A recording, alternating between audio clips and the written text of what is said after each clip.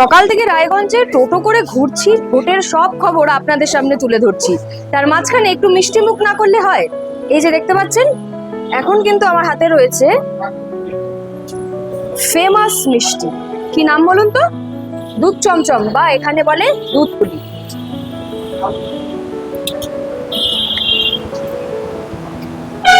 এখন আমরা এখানে রয়েছি, সেটার নাম হচ্ছে বাঘন বটতলী। এখানেই কিন্তু এই দোকান নিত্যানন্দ সুইটস, 35 বছরের পুরনো দোকান।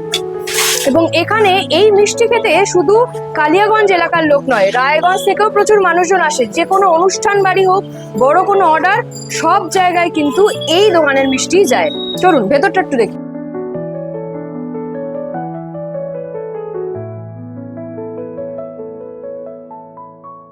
এখন কিন্তু চলে এসেছি নিত্যানন্দ মিষ্টান্ন ভান্ডারের একদম অন্দরে। এই যে মিষ্টিটা আপনাদের দেখালাম দুধ চমচম, সেটা কিভাবে তৈরি হয় এই যে দেখতে পাচ্ছেন, এখানে রয়েছে ছানা, প্রচুর পরিমাণে ছানা রয়েছে।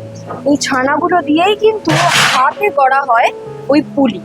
তারপর সেই পুলি যায় গরম গরম দুধের উপর। আসুন সেটাও আপনাদের দেখাই। এই চলছে সেই দুধ গরম হওয়া, দেখুন। তারপর পুলি তৈরি হবে, তারপরে এই দুধে যাবে।